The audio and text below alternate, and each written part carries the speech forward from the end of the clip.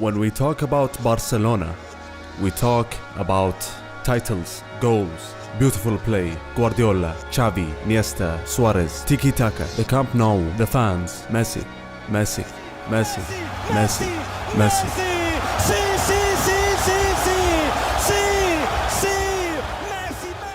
However, before this successful dynasty, there was a tough period for the Catalan club, a period full of challenges.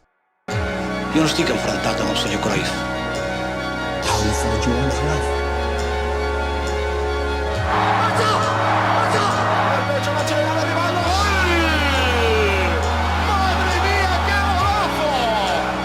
Yo me voy. Felicidades.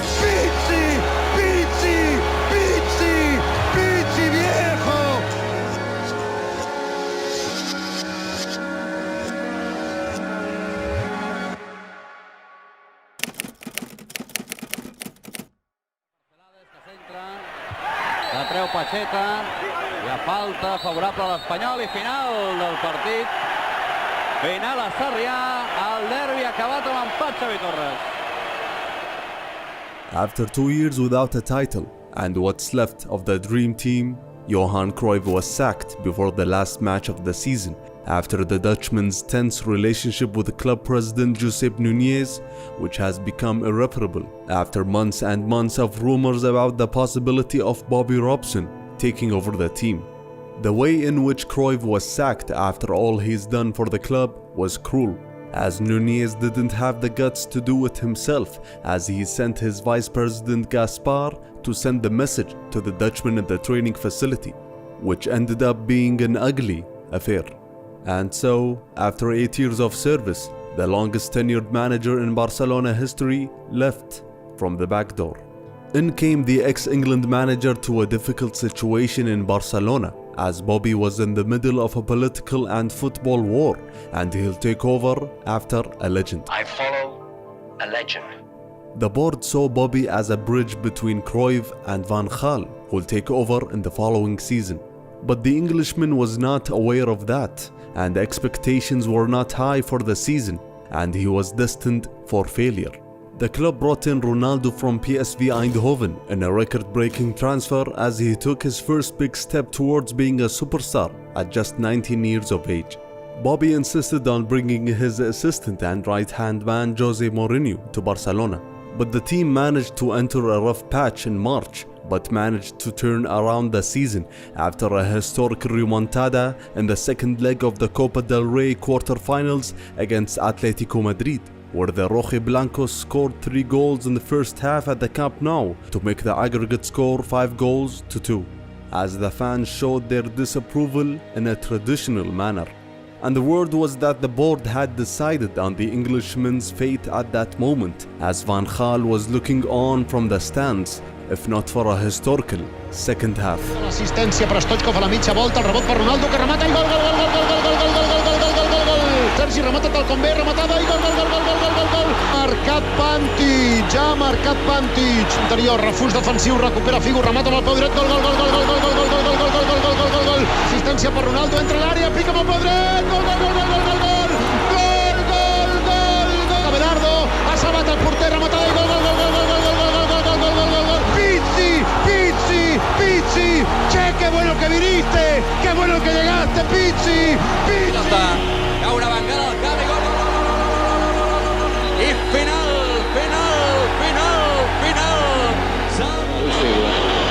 Encara Figo buscant una posició de xut, l'ha trobat. Gol, per Popesco i final. Esclaten els jugadors del Barça. The titles were not enough to keep Bobby's job, as he missed out on the league title after collecting 90 points. And if Ronaldo had not gone to a friendly tournament with Brazil and missed the last 3 league matches, it could have gone the other way. And as soon as Ronaldo left for Brazil, the fans were not aware that he'll never wear the Barca shirt again after he lost confidence with management after negotiations on his contract renewal fell through, as he went to Inter after Moratti made an attractive offer. And after signing with Van Gaal, Robson accepted an upper management role in the club, but left at the end of the season. Het niveau van de spelersgroep is van die aard dat ik bijvoorbeeld een succes als bij Ajax hopelijk kan continueren. After getting Ajax back to the European summit, after the Dutch club went through a tough period after Cruyff, in came Van Gaal to Barcelona with the same objective, and that is getting the Blaugrana back to the top as his Dutch compatriot has done before him. The board saw Van Gaal as the perfect replacement because on paper he used the same Dutch style of play which was applied by Rinus Michels and improved by Johan Cruyff. To complete his coaching staff, Bobby Robson recommended Jose Mourinho to the Dutchman. In his new managerial role, Bobby Robson filled Ronaldo's gap with another Brazilian named Rivaldo, who had an amazing year with Deportivo La Coruña. Despite bringing in many Dutch players, Van Gaal faced numerous locker room issues in his first season, with some veteran players who were named the Cruyff Mini 5, and they were 5 players that were fully attached to Cruyff's philosophies. Stoichkov talked about his first interaction with Van Gaal in the locker rooms after the Dutchman said the following phrase to the players. Dice así, aquí mucho Cruyff. The reason for these issues could be the result of Van Gaal's complicated relationship with Cruyff, which demands going back to 1972 when Van Gaal was a talented and upcoming player for Ajax, but was not given the chance in the first team as there was a player named Johan Cruyff who played in the same position. And when he became the new Ajax manager in 1991, the decision was not popular across the media. And the Dutch Telegraph newspaper made a failed campaign to replace him with Cruyff, and Van Gaal mentions other conflicts in his autobiography as well. And Van Gaal's successes throughout the years were always held to Johan Cruyff's standards. Despite the team not implementing Van Gaal's vision to the fullest in his first season, and despite crashing out of the group stages of the Champions League, Barcelona achieved what they couldn't with Cruyff as they won the domestic double, the first for the Blaugrana since 1959. The highlights of the season first came when Barcelona won at the Bernabeu, and the second one came after Barca won in the Camp Nou against Madrid by 3-0.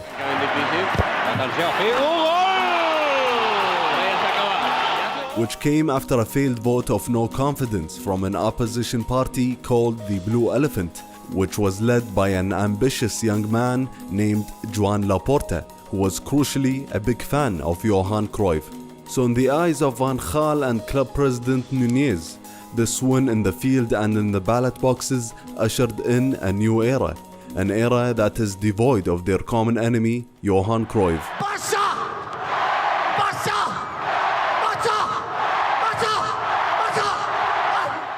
With the start of the new season, it was evident to the fans and the media alike that Van Gaal's tactics were not similar to Cruyff's in any way. Where Cruyff gives more freedom for players to express themselves on the field, Van Gaal had strict instructions to keep and maintain the tactical shape. And the fans felt that the team was beginning to shape into a non-Catalonian or even Spanish side after the manager brought in 5 additional Dutch players and got rid of most of Cruyff's players as well.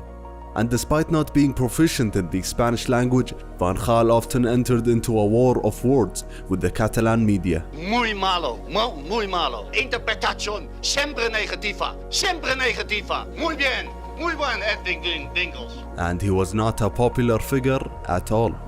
He then became under big pressure in the beginning of the season after the team crashed out of the group stages of the Champions League in a group that contained eventual finalists Manchester United and Bayern München.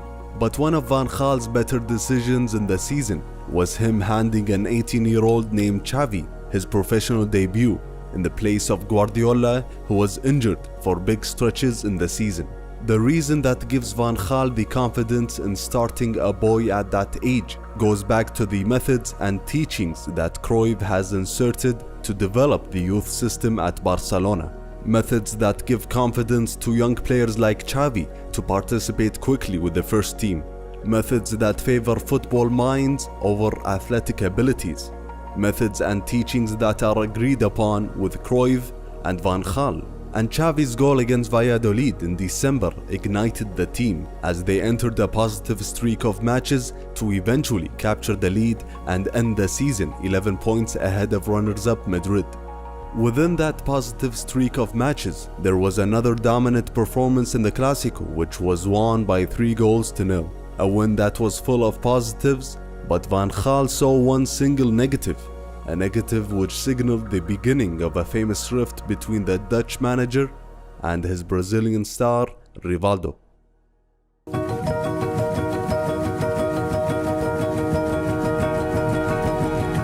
The issue was simple, but the solution was far from it.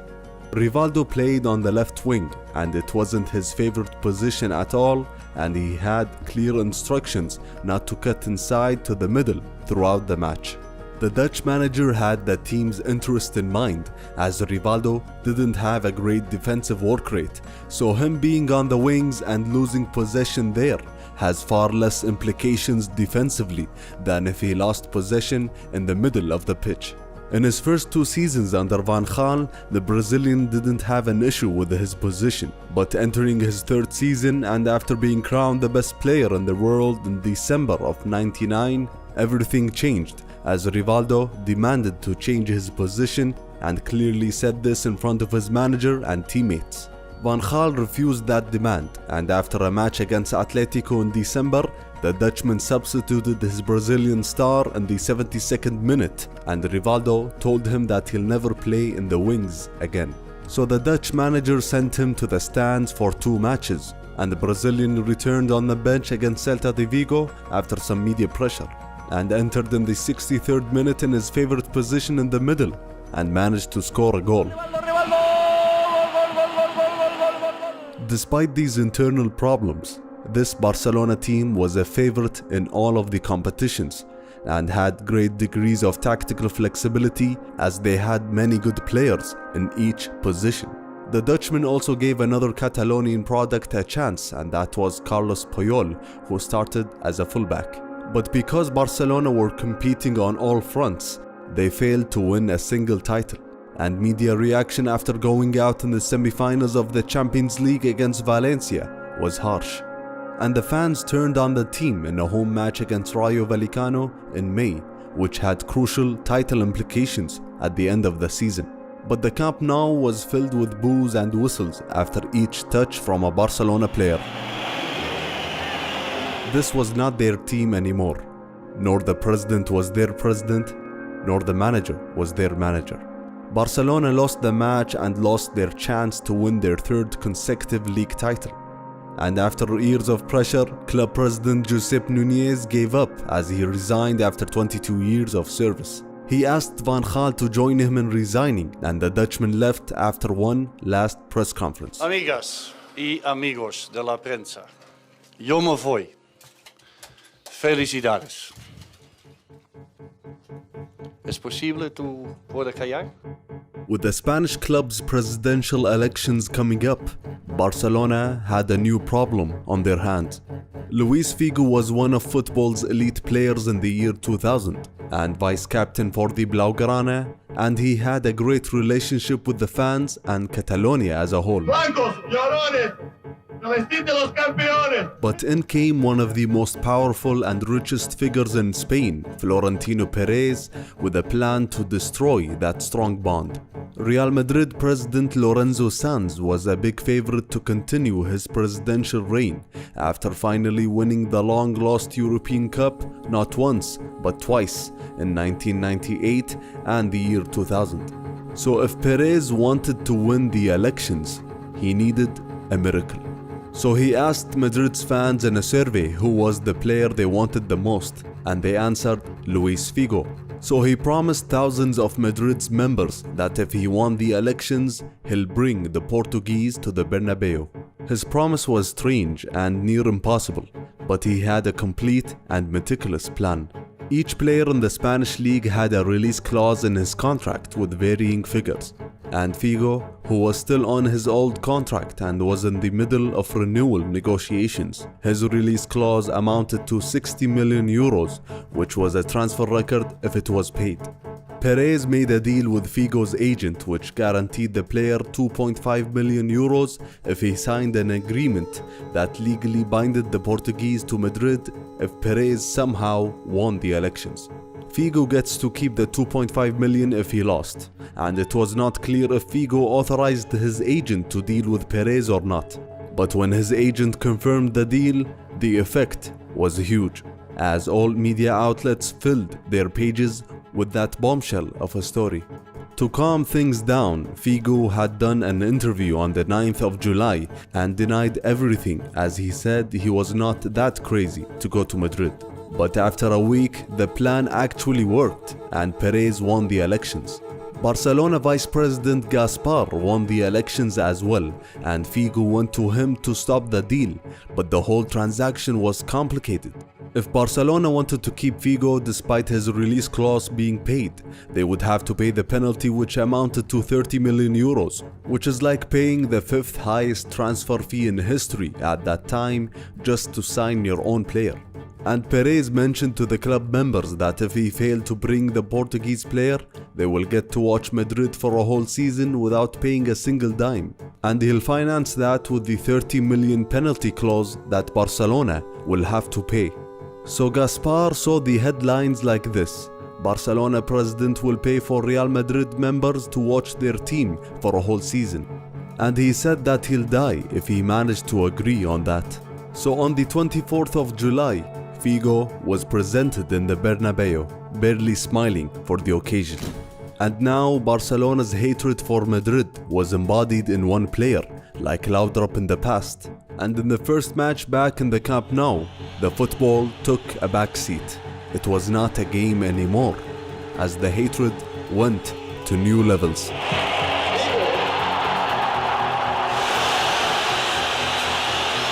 The effects of this transfer were extended to the next few seasons, as Gaspar was paranoid after Figo's transfer, and that resulted in many bad decisions. He paid a lot of money to bring failed transfers and increased pay wages and release clauses to secure his players, and sacked the new manager Ferrer midway through the season and was replaced by Carlos Reixac, but with no use, as Barcelona barely qualified to the Champions League, all thanks to Rivaldo's historical hat-trick in the last match against Valencia. Rivaldo con el pecho, la chilena de Rivaldo, ¡gol! ¡Madre mía, qué golazo! Lo que ha hecho Rivaldo. Barça 3, Valencia 2. Which came a week before club captain Guardiola's last match for the Catalan club, as he left for Italy after falling out with management. Not much was different in the next season, 4th position again with no titles, and on the other hand Figo and Madrid were in the middle of the Galacticos era. And after winning against Barcelona in a tense European semi-final, they won their 3rd Champions League title in the last 5 seasons. And Luis Figo's annual return to the Camp Nou was like a final for Barcelona.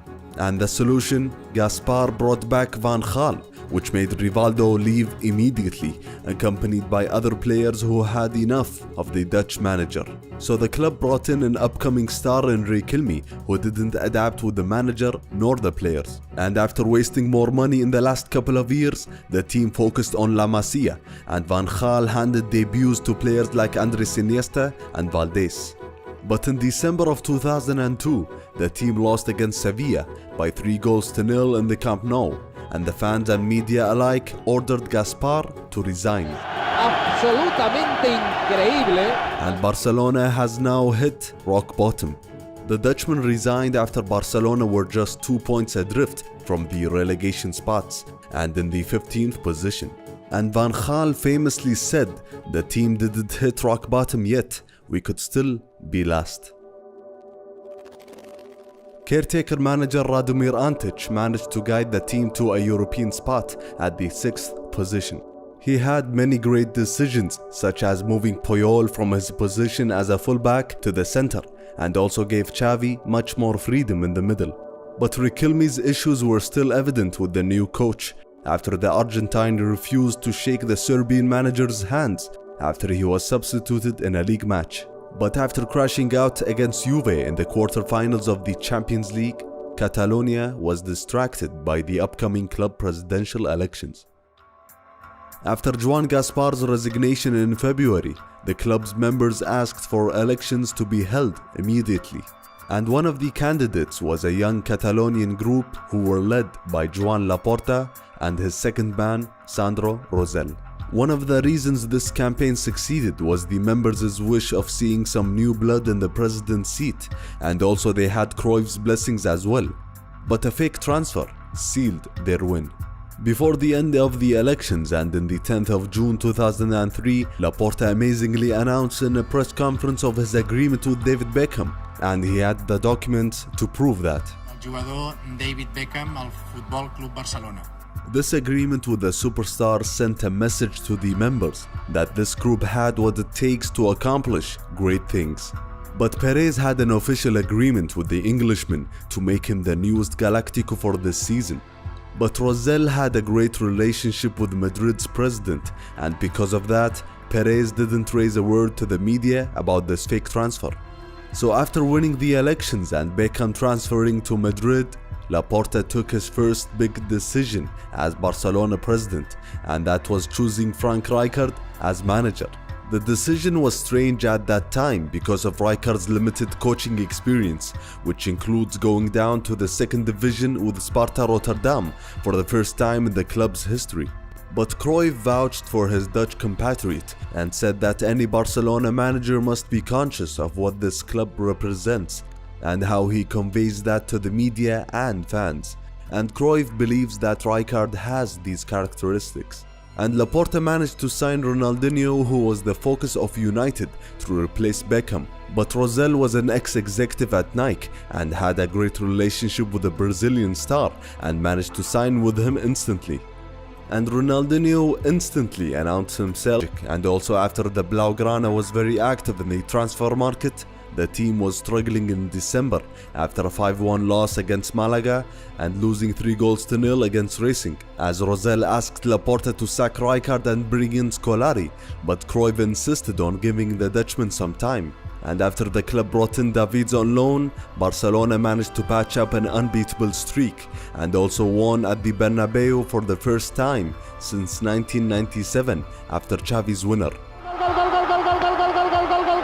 and finished the season behind Valencia as runners-up. Despite the position, the fans were optimistic for the upcoming seasons, and the optimism increased after a historic transfer market as the Blaugrana brought in a player who shared the same animosity as the fans do to a certain club. The Cameroonian Samuel Eto'o was one of the players who were not given the chance with the first team at Madrid because of the Galacticos. So when he left for Mallorca, he used to relish the annual 2 matches against Madrid. And in May of 2004, Eto'o scored a brace in the Bernabeu and pointed and said, "I was here." And despite Madrid owning half of Eto'o's contract at Mallorca, the Cameroonian refused to move to any team other than Barcelona, and he sealed the move to the Blaugrana in a deal worth 26 million euros. He instantly became a fan favorite as he formed a great duo with Ronaldinho. And after a great start to the season, Eto'o and Barcelona faced their first tough test of the long season when they hosted the Galacticos in November at the Camp Nou. And the Cameroonian didn't wait long to score. Roberto Carlos protege ese balón, ojo al despiste, Eto'o va a marcar, Eto'o! ¡Gol! The Blaugrana won by 3-0 in a match considered to be the beginning of the end for the Galacticos era. And with other transfers like Deco and Ludovic Juli, Barcelona were among the best in the league. And Frank Rijkaard gave some limited minutes to a young 17-year-old Argentinian in that season. And despite going out early in the Copa del Rey and against Mourinho and Chelsea in the Champions League, and also a big loss at the Bernabeu in the league, Barcelona won their first league title since 1999. Rotterdam, però sí que ho ha pogut fer amb el Futbol Club Barcelona.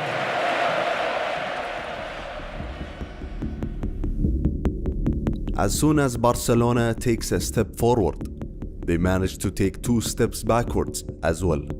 Immediately after the celebrations, Sandro Rosell sent a letter to all Barca members announcing his resignation as club vice president. Within that letter, he lists the reasons why he left, like the group failing to follow the campaign's message and lack of transparency and democracy in the style of management. He also mentioned that he doesn't have an issue with Laporta, rather it was Laporta's management. And in the press conference, Rosell was asked about the degree of Cruyff's influence in club decisions, and he responded by sending a message to the Dutchman and said, "For the good of all, Johan, step back and let Laporta work without pressure." Joan was quoted saying that his relationship with Rosell took a hit after Eto's signing, as it made his friend Florentino Perez a bit mad. And the performances on the field was not great, despite keeping the same players and adding the Dutchman Van Bommel, as the Blaugrana was struggling in the beginning of the season after accumulating 10 points from the first 7 matches. But when Messi's minutes were increased, the team clicked and wins started to pile up, and a new trio of stars were formed in Barcelona.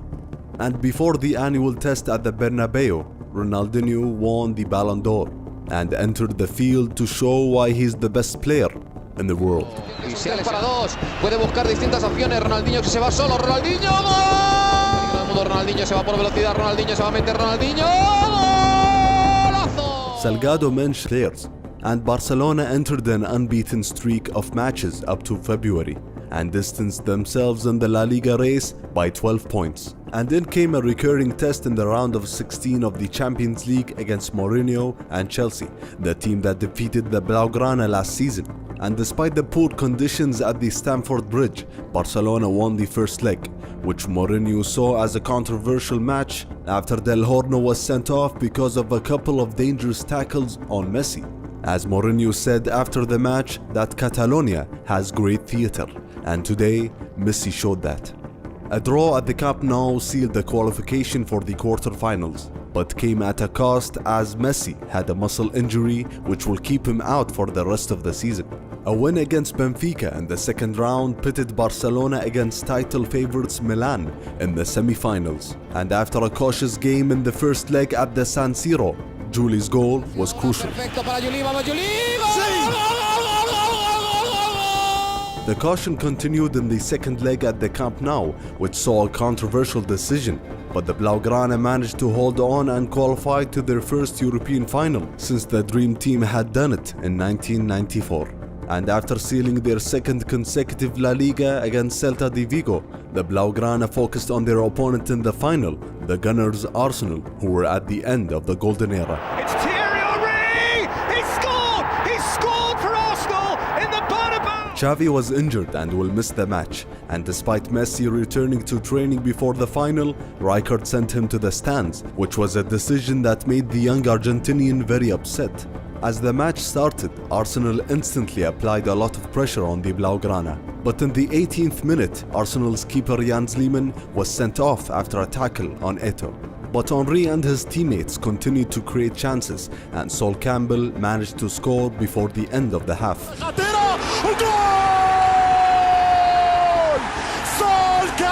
Rijkaard's substitutions in the second half changed the match, after Iniesta entered instantly in the restart, and also Henrik Larsson in the 61st minute, and finally Belletti in the 71st minute, as Arsenal decided to defend until the end of the match. Henrik Larsson was playing his last match for the club, and at 34 years of age, it was his last chance within the European elite. And he managed to gently divert the ball to Eto'o for the equalizer. And another assist for Belletti for the match sealer.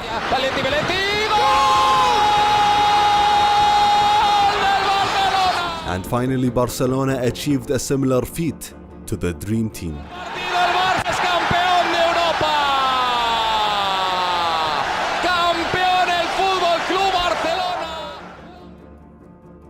In the middle of the celebrations, Messi didn't join his teammates. He was still upset of the decision of not including him in the final. And if history repeats itself, then where is the Dream Team? Lack of professionalism from the club's star Ronaldinho, and lack of confidence in club president Joan Laporta. Barcelona had fallen quickly in the following seasons after they were at the top. And in 2006, a year before he took over the Barcelona youth team, Guardiola was writing articles for the Spanish newspaper El País. And in the World Cup, Guardiola was impressed by a young Argentinian, as he wrote that this player has the special ability that all the greats possess. And the article was like a glimpse into the future of the next generation, the future of Barcelona with Guardiola and Messi.